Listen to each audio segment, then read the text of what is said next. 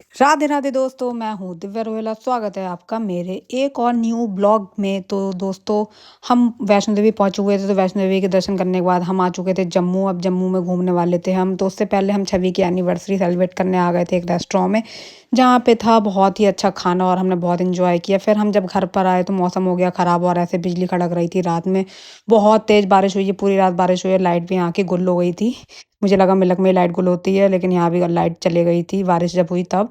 तो अब हम निकल चुके हैं अगले दिन तैयार-श्यार होके घूमने के लिए। तो अब हम जम्मू की कुछ जगह घूमेंगे जहाँ पे हम निकल चुके हैं, और यहाँ पे भी जाम है भाई। ऐसा लग रहा था जैसे मैं दिल्ली में खड़ी हूँ और जाम हट ही नहीं रहा था। फिर हम आ चुके हैं, ये देखिए बहुत ही अच्छा मौसम हो गया था। पूरे हम जितनी देर तक बैठे हुए थे इसमें ऑटो में बारिश हो रही थी, लेकिन जैसे ही हम अपने डेस्टिनेशन पे पहुँचे बारिश रुक चुकी थी और मौसम बहुत अच्छा हो रहा था।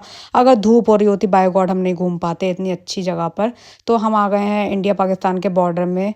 तो यहाँ पे कृष्ण पूरे मज़े ले रहा है अपने, और यहाँ पे ये देखिए कुछ इस तरीके से यहाँ का नज़ारा था और बहुत सुंदर लग रहा था। यहाँ पे एक अलग ही सुकून था और मुझे बहुत ही अच्छा लगा यहाँ पे आके। अगर आप जम्मू जाते हैं तो आप भी इंडिया पाकिस्तान का बॉर्डर ज़रूर विज़िट करें। तो जम्मू से वो 27 किलोमीटर की दूरी पर है, और हमने ऑटो कर लिया था, हम उसी से आए। फिर हम आते हैं अंदर हॉल ऑफ फेम की तरफ, तो जहाँ पे सब कुछ यहाँ पे शो कर रखा था कि कैसे-कैसे यहाँ पे पाकिस्तान की तरफ से जो-जो मतलब बॉम्ब फेंके गए और जो गोलियाँ तानी गईं, वो सब चीज़ें यहाँ पे रखी हुई थी, और जो हमने देखी और बहुत अच्छा लगा। फिर आते हैं अंदर, चलने की बारी आती है। फिर हम जाते हैं अंदर की साइड, जो है ये बीएसएफ की यहाँ पे सब तैनात रहते हैं, और यहाँ पे किसी भी टाइम पे मतलब ये रिस्की प्लेस तो है ही, लेकिन हमें जाना भी चाहिए। किसी भी टाइम पे यहाँ पे हमला हो जाता है।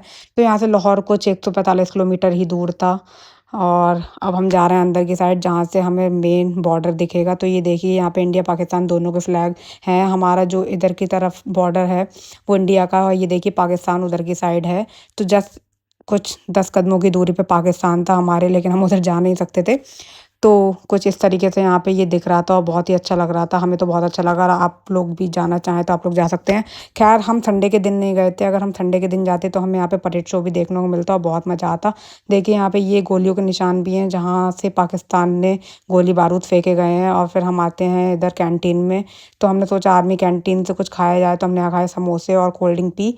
और फिर ये देखिए छोटी सी बिल्ली हमारे पीछे पड़ी हुई थी। फिर आते हैं हम रघुनाथ मंदिर, जो यहाँ पे प्राचीन रघुनाथ मंदिर है। इंडिया पाकिस्तान के बॉर्डर में ही हमारा बना हुआ है, बहुत ही अच्छा। तो अंदर हम जब गए तो हमने देखा, यहाँ पे पंडित जी ने हमें यहाँ की बात भी बताई कि क्या थी, तो मैं आपको बताऊंगी आगे।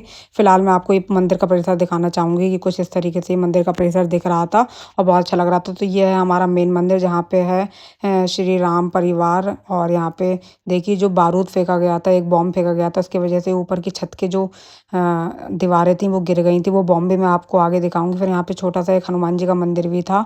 तो यहाँ पे भी हमने माथा टेका और आशीर्वाद लिया, और हम निकल पड़े आगे की तरफ, जहाँ से हमें दिखेगा कि वो जो मंदिर के ऊपर बॉम्ब फेंका गया था वो कौन सा था। तो ये है वो बॉम्ब, इसमें से बारूद निकाल दिया गया था, लेकिन दिखाने के लिए इसी शॉप पर रखा हुआ था। आप भी अगर जाएँ तो आप भी देख सकते हैं।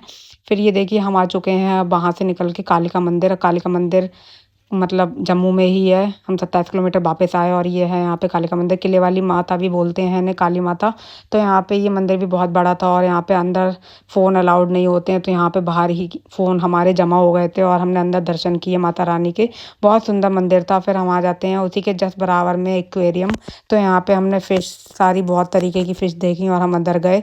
और यहाँ पे कृष्ण फिर से गोदी में आना ही नहीं चाहता है। ये तो आराम से खेलता रहता है, लेकिन इसे गोदी में लेना पड़ा क्योंकि यहाँ पे बहुत सारे कंक्रीट थे, जिसकी वजह से इसका पैर भी छिल गया था। तो ये देखिए ये मछली के आकार का पूरा एक्वेरियम बना हुआ था, लेकिन इसका 30 रुपये का टिकट था। लेकिन मुझे इतना मज़ा नहीं आया। मैं दिखाती हूँ आगे आपको।